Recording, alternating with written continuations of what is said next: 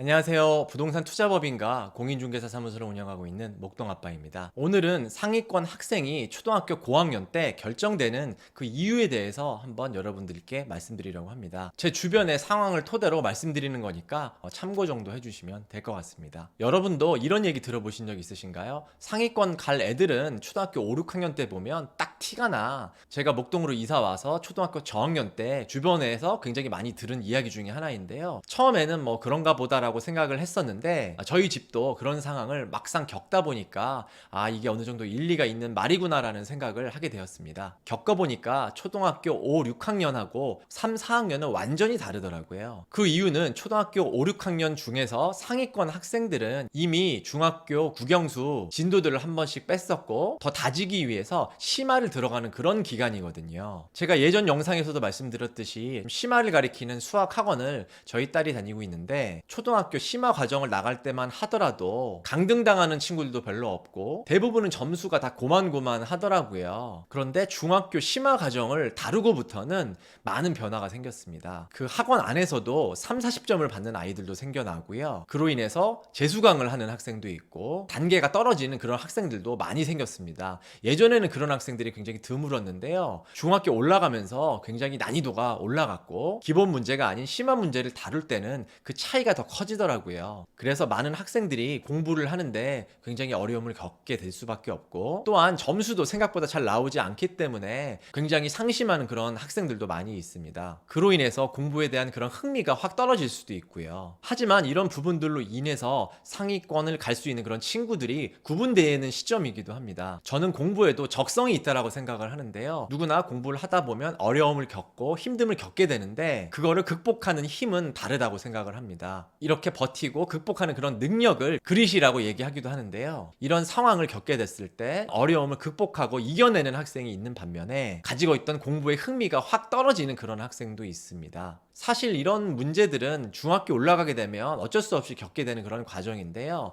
상위권을 목표로 하는 학생들은 그런 일들을 몇 년 당겨서 빨리 접하게 되는 그런 차이인 것 같습니다. 그리고 수학뿐 아니라 영어 같은 경우도 그동안은 어학원에서 이렇게 어학 위주로 공부를 하다가 이제는 좀 지루할 수 있는 문법을 좀 다뤄야 되는 그런 시기이기도 하거든요. 그렇기 때문에 문법을 접하면서 영어에 대한 흥미가 확 떨어지는 친구들도 많이 있습니다. 제가 예전에 했던 생각은 초등학교 저학년 때 책을 많이 읽어 놓으면 그 학생은 무조건 공부를 잘하게 돼 있다라고 이제 생각을 했었는데요. 하지만 주변을 보면 꼭 그렇지는 않은 것 같습니다. 초등학교 고학년이 되면 독서량이 많고 어학 능력이 뛰어나더라도 반드시 수학을 잘하는 건 아니더라고요. 수학적인 그런 재능도 어느 정도 필요하구나라는 생각을 하게 되었습니다. 그래서 저희도 이제 중학교 심화 과정을 나가면서부터 생각이 많이 좀 바뀌게 되었는데요. 저희 딸이 어느 정도 갈 수 있을까에 대한 생각을 한번 해보게 되었던 시간이었던 것 같습니다. 그리고 저희 딸이 가지고 있는 능력 이상을 저희가 원하게 되면 문제가 생길 수 있다라는 생각도 같이 들었고요. 확실히 요즘 아이들을 보면 저희 때보다는 경쟁은 좀 덜 치열하지만 영어나 수학 같은 그런 능력들이 저학년 때부터 탄탄하게 다져온 애들이 너무 많더라고요. 그래서 경쟁이 덜 치열하지만 이 중에서 상위권을 하는 것은